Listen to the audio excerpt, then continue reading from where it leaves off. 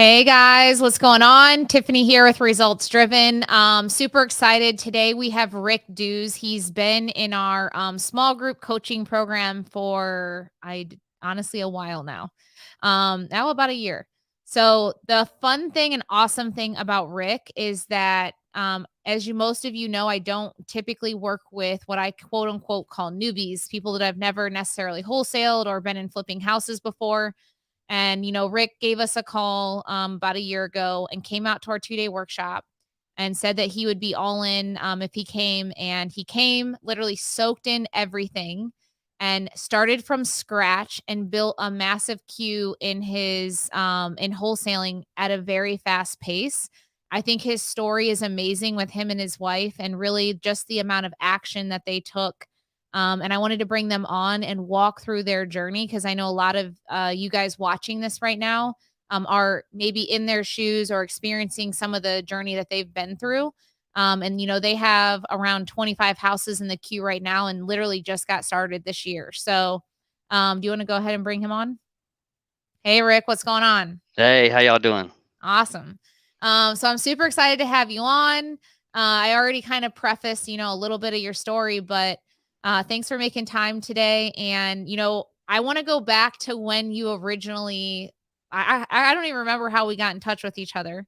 But I typically never worked with newbies in the past, but I knew after talking to you and the amount of action that you take, and I could tell within one phone call that you were an action taker. So when you came out to the 2-day workshop, this was what, back in last October of what, Yes. 2021? Mhm.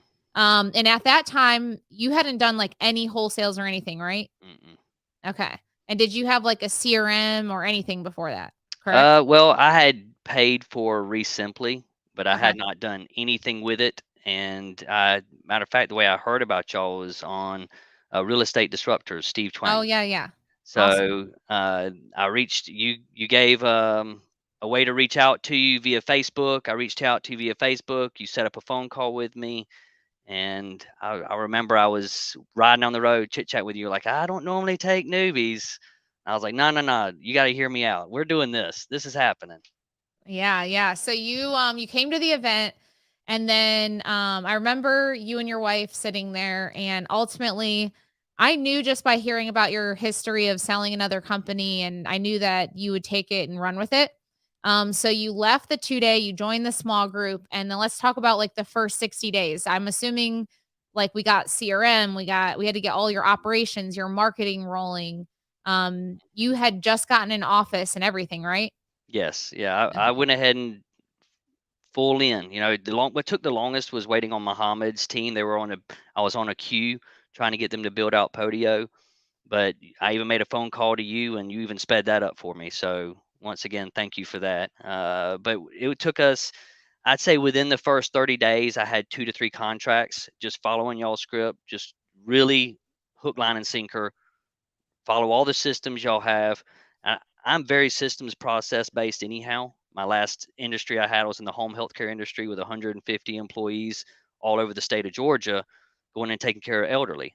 So when I sold that last year in February, I knew I wanted to get into real estate, but I didn't know exactly what it would look like.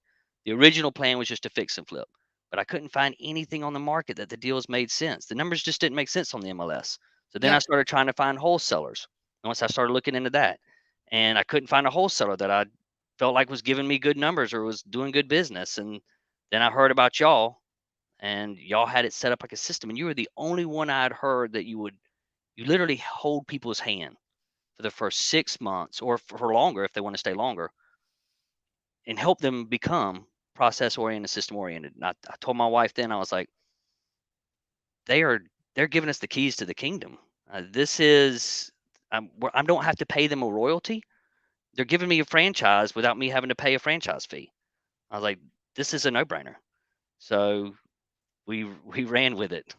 So when you got your system set up and you launched marketing, I forget what channels did you start with?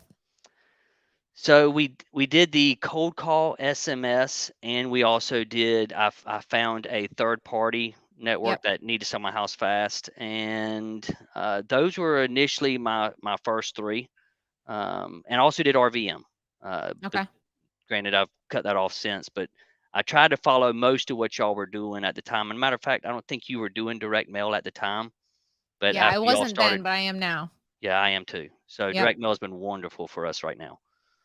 Yeah, I figured it would work really well in your market because it's not a massive market. Yes, I don't think there's really many other people. I mean, there's some doing what we do, but not many direct mail going out. So once your systems got set up and you launched some marketing, let's just say leads are coming in, right? And you're getting calls. How long did it take to build up a queue your first 30, 60 days on the phone? Oh, it was immediate. It was immediate. I would say the first month I had 2 to 3 deals, and the irony of that was my goal when I first set up the company. I told my wife, I was like, if we can have 4 to 5 deals by the end of this year, that was all my goal was. I mean, I wasn't trying to shoot for the stars. I was shooting for something. I'm like, we're new to this. We got to find an attorney we want to use. We got to find an inspector we want to partner with. I was like, well, there's just so many pieces of this puzzle we have to put together. And I think the first month we had 2 to 3. Second month I was 3 to 4. Actually, I think it was 4 to 5. And I was so busy handling all the TC of the existing deals and keeping up with the current lead flow that was coming in that I immediately hired somebody to come help me with the lead flow and started begging my wife to quit her job. Oh yeah, So because she hadn't quit yet then, right? no, no, she Yeah, had I been remember teaching that. for 14 years. And I remember her principal told her, if you think your husband's so good at business, why do you need to quit your job? Let him handle it. I'm like, baby, tell that man to shut up. Quit your job. Yeah, I would have walked out. Well, luckily she did. So January 1st, she started with us. And then I'd say within 30 days after that, we had already hired 2 other people, an admin and another acquisitions. And now follow-up specialist has been tricky. That seat has been turned over multiple times. I've yet to find a follow-up specialist to stay. But my 2 acquisitions and my admin and the rest of our team and my dispo now, we're pumping. We're pumping hard. You have you tried calling the investor VAs with Jeff Henry and them to recruit a follow-up specialist? I remember you were talking a few months back on one of y'all's Wednesday Operation Zoom that y'all were thinking about possibly starting to train people to do that. I don't know if y'all Well, are so still we going aren't down doing that that path. yet, but so what we do is we have our closers, 2 follow-up specialists in the office, Hmm. but then for leads that are older, we're hiring virtual follow-up specialists that both of them are in Mexico. Hmm. And they're more just like on the power dialer on older leads. But Jeff Henry with investorvas.com, you can set up a call, but he has like a recruiting arm, just like, like an Insight Global type would in the US, but he has a recruiting arm just for virtual people. And Okay. so he recruits, I think it's from like 5 to 7 countries, and you pay him like a placement fee. And I love he's been recruiting all of our roles, our ops roles, analyst, follow-up specialist, all those that are working directly for the company. Okay. And what'd you say his Um, last name was? it's Jeff Henry, but if you just go to www.investorvas.com and you can just book a call and tell them you're booking a call for the recruiting side. All right. Will do. But what they do is they put, I think they have top to none recruiting. So they have this whole qualification process and how many Zoom interviews with people virtually before they can ever get in front of you. They put them through the personality test. They test that they have to have double backup internets. They've got to have all these things. And then they'll bring in the top 3 to 5 candidates based on what you want. And then you do the final interview and they knock them out like 15, 20-minute interviews. And then you decide who you hire. If you don't like any of them, they go back to the drawing table. But we have found like some of our best virtual people through him, both Okay. from an ops, admin, TC, and follow-up specialist. Now, All I'll right. always keep closers in house, but it has been awesome having them like on the power dialer all day. So we're not missing out on all the leads that are sitting in older statuses. Now, I will say my son, who is only 16, whenever he's off for a week of school, like he was off for fall break a couple weeks back, and he came in as a follow-up specialist, got 2 contracts, and he's off all next week, and he's looking forward to getting back in that seat again. Nice. And he's That's good. awesome. He loves talking, so put him on the phone with somebody, and he's making passes. That's funny. So we let's go back to the journey a little bit now. Okay. So we get in, we're getting deal flow. I still will never forget you're like 3 or 4 months into this journey and you sent me a picture of your deal board. Mhm. And I remember walking up to Josh being like, dude, he's got more deals in his queue than we did our whole first year in real estate. And you just started. Well, Um, I, so are I you so are you like fix and flipping, wholesaling? You're doing everything, right? yeah, and taking down rentals. I'm not doing as many flips now. I think we've done 30 this year, but I've only got 4 flips going on right now, and that's just because they were already in the queue coming up. So I'm gonna finish them off, but flips are gonna be far and few in between for the next, I'd say, a year. But I'm taking down a lot more rentals. So we've Okay. doubled our rental portfolio in the last 3 or 4 months, and I told my team I want to add another 20 to 30 within the next 3 months. I really want to focus hard on that. So But how are you refinancing them right away or are you going to sit on them with private money? Well, so I have a commercial lender who's doing a 35-month notes for me.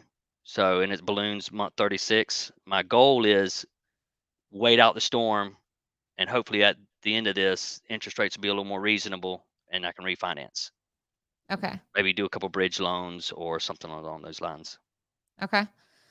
So during like the first, 3 to 6 months of building this, because you started from scratch, like what were some of the biggest hurdles for you mentally? And like how did you overcome them? Um, I think I don't know. Y'all have got the system y'all have in place. I mean, everything was up and operational.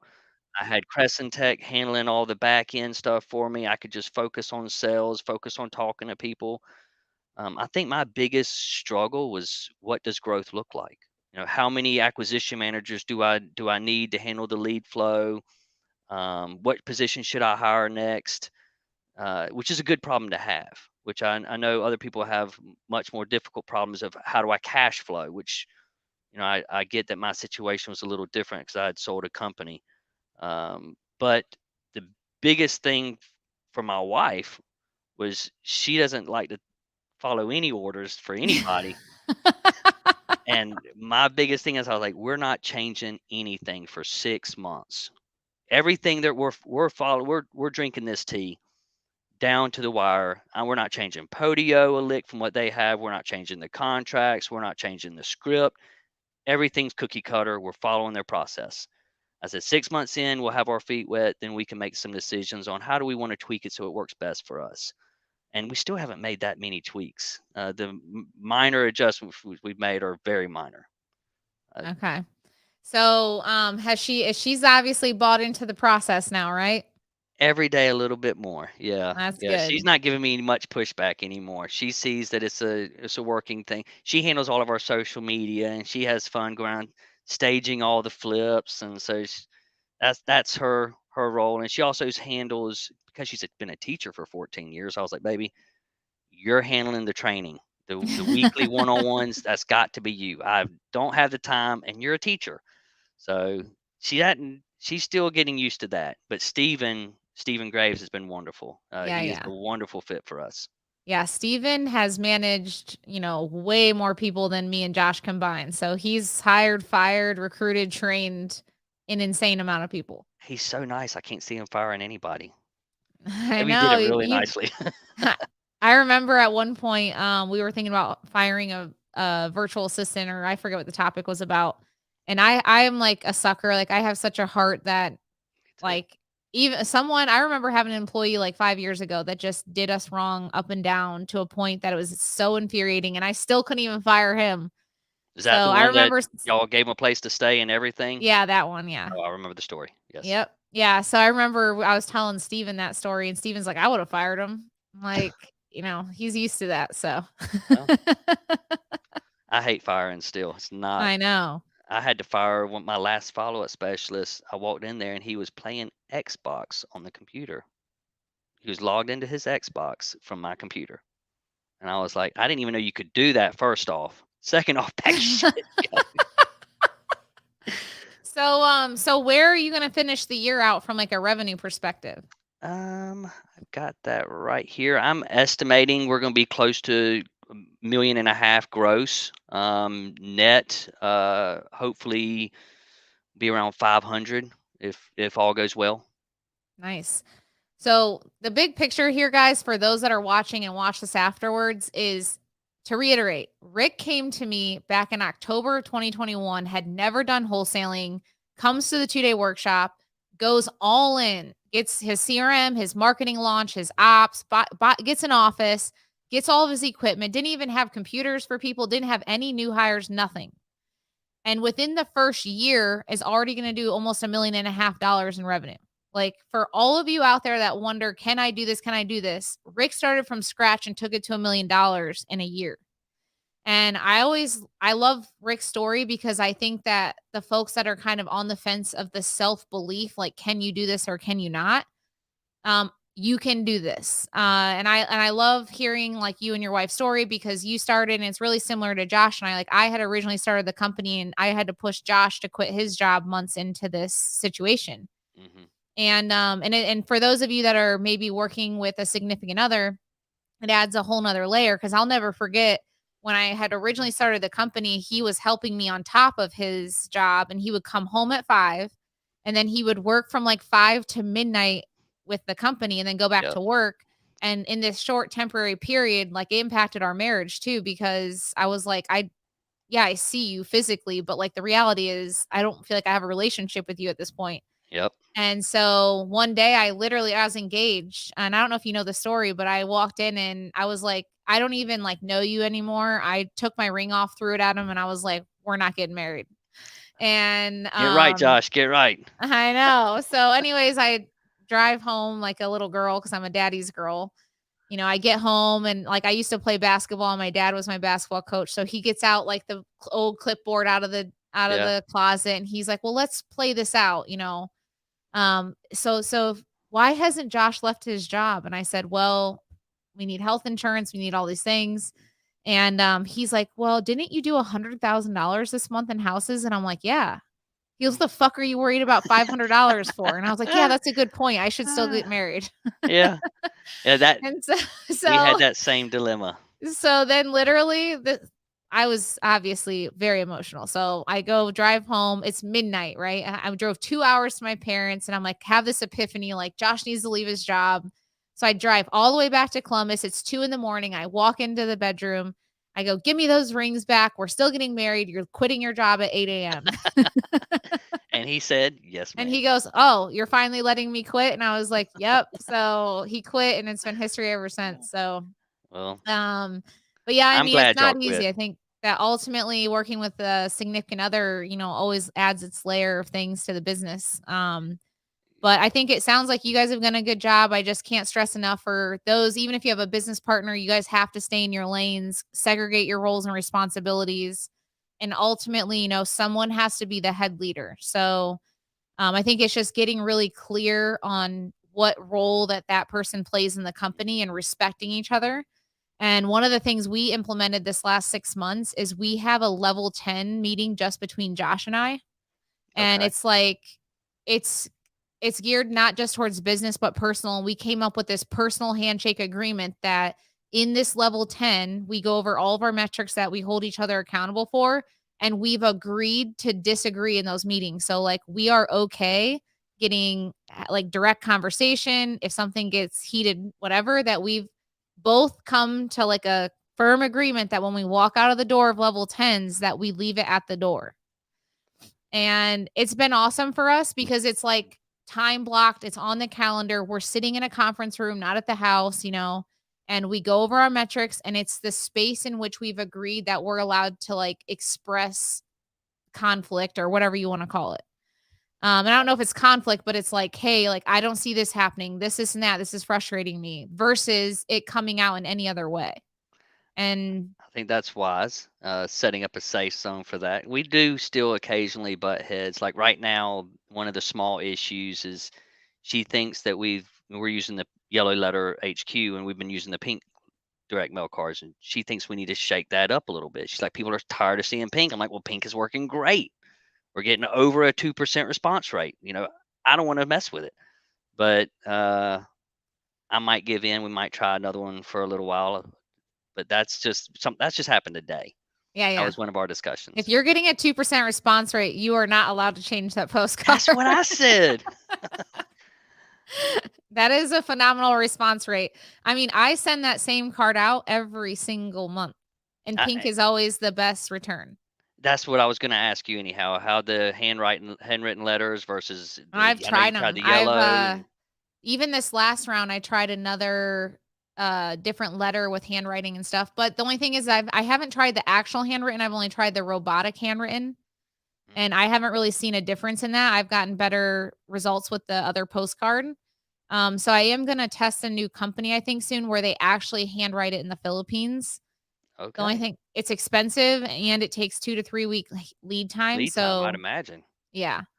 Mm, Especially for the volume I do. So I'm not really sure how that's gonna work out. So I'm in conversations with them, but ultimately to date, it's been my best performing postcard still. yeah, and I am thoroughly pleased with it. I Yeah. mean, the metrics I did, our average profit per deal is 21,000. So I'm I'm loving it. 2% Yep. response rate. Let's just do this all day long. I'm even thinking of adding and doing more. So Yeah. uh, We're doubling down on mail. We're crushing it on mail. yeah, me too. Yeah. So you have your now walk me through what your team looks like today. I have two acquisition managers. I have one dispo, one admin, and then my wife handles some TC. I handle some of it as well. I assist with it. My admin also does. So the TC role is sort of split three ways. Um, and then I manage, me and my wife manage all of our contractors. So we have three contractors that we keep them slammed as much as they can handle, and then some. I've just now added on a fourth contractor, and Nice. might be getting rid of one. My wife and him had a little headbutt here not too long ago. So uh, wife is gonna win. Sorry, dude. Um, but this is still a small team, and I was telling our we've already pretty much outgrown our office. We have I think a 1,200 square foot office, and there's really we could squeeze a follow-up specialist in. I've got a seat for him, a chair for him. But any more growth than that, I'm gonna have to find a new office, and I've signed a 2-year lease here, so I got another year in this lease. I told Is it in an office where they have more offices in it? yes, but the owner owns the other half of the building and uses it. So I I was see. jokingly telling him the other day, we need to remove my wall and let me. He has one office in there he's not using. I was like, you need to let me get that one. Yeah. We'll see. Awesome. Well, I'm super proud of you guys. Nothing excites me more than working with someone that actually takes action on everything that we say. So, hats off to you for doing all of that. I think where people really get caught with their pants down is when they like half tiptoe into things and then Mhm. they expect to have that 1.5 million result, but then they don't go all in because they're afraid to fail. And I think that's probably one of the biggest things that I see. And it's not just in our industry, right? It's anyone that's really diving into something. And I think, one thing that you probably have a leg up on a little bit, and so did we, was that we came from this corporate environment or we had already been, overseeing teams and all that. And you came from already having 150 employees. So I think the fear of hiring and the fear of firing and training and all that, you've probably already overcome in the past to some degree. Mhm. So I think that's one of the biggest things we're seeing is people just don't know what they don't know. Like in high school and college, they don't teach you to how to hire someone. They don't teach you HR policies. They don't teach you these things as business owners. We just learn them as we go. And unfortunately, we learn what's right by fucking it up the first time. Just like the HR story I told you about from my first couple years in business, like I wouldn't have known that stuff until I actually went through it. And unfortunately, it cost me 10 grand to settle. Yep. And so I think that ultimately that's good that you kinda got that out of the way with a previous company. But even when you were building that company, like, in the first 6 to 12 months, did you go through this phase where you were just afraid to hire, you were afraid to fail, or you were afraid Well, to let go of someone toxic or whatever? I had to step back a little further. I had a business before that business too. So I had a moving company. And I think then is when I learned a lot of my tough lessons of not letting go of somebody fast enough, and really keeping toxic people around for too long. Ended up shutting down that company. Not that we weren't making pretty good money. My excuse was that I was tired of babysitting grown people. You know, it just wasn't what I signed up for. And the irony of that is that I went and bought a company that had 150 employees that all we did was babysit people. And so I was like, okay, God, you got the last laugh. I learned some lessons. And even with the home healthcare company, I mean, just it was a revolving door. So hiring and firing was a daily. I mean, we'd hire 5 a week and fire 4 and fire 4. I mean, it was just all the time. So I'm not afraid of that. I'm not afraid of systems. I'm not afraid of processes. I'm definitely not afraid of pulling the trigger. It was, I think, biggest thing my wife was scared of. And I remember you had said at the 2-day event, you were like, hey, y'all, listen, I don't want to get your hopes up too high. Don't expect to turn a profit for about the first 6 months to a year. You're going to have to put some blood, sweat, and tears into this. You're going to have to fail some before you learn how to do it. And you walked away, and I turned to my wife, and I was like, shh, give me 3 months. This is happening. I'm hitting the ground running. And I think we had an initial investment between, the small group payment, and then I went ahead and just bit the part of my commitment was I paid for a year of everything up front. I Oh, paid for a nice. year of batch. I paid for a year of anything I could pay for a year and get a prop stream. I paid for a year of all my services for a month, right off the rip. So I was like, we're committed. Everything's paid for. this is happening. Even Investor Lift paid for that one. So we took off some pretty chunky tickets in the up right in the start, but that was part of me telling myself that we're all in. This isn't halfway. We're doing this. Awesome. What did someone just ask a question?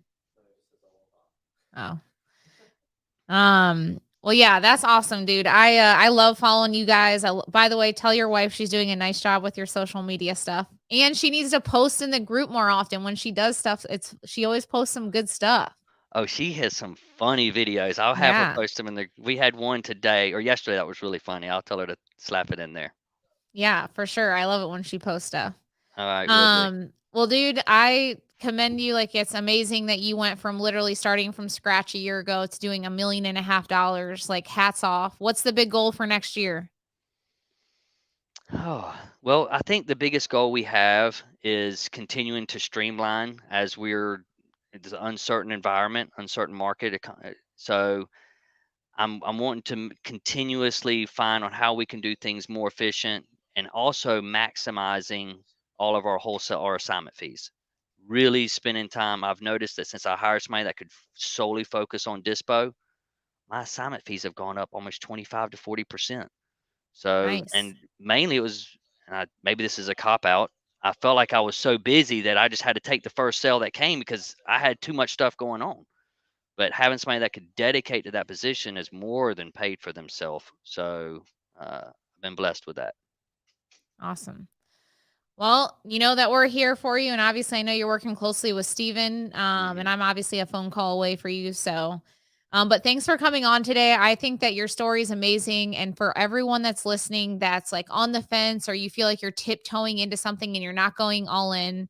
I mean, Rick's been through it with a few companies now. Like, you just have to go all in. Like, you can't expect to have all in results if you don't actually go all in.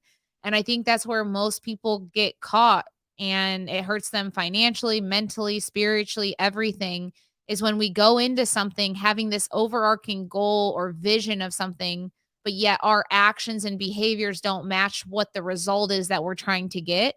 Hmm. And we can't just, spend a few dollars here and pray that it equals 100 grand. We can't tiptoe praying that just some unicorn deal comes to pay to for the time you think you're ready to go all in. And Rick went all in on this business, and he's been crushing it all year. So, but thanks for coming on, man. I appreciate it. Thanks for taking out 30 minutes. Tell the wifey we said hello. Will do. And good luck on 2023 goals. I know we're gonna crush it with you. So if anyone has questions, feel free to comment them and I'll respond to them when I jump off here. But I appreciate you coming on, Rick. Thank you. Y'all have a blessed one. Thanks.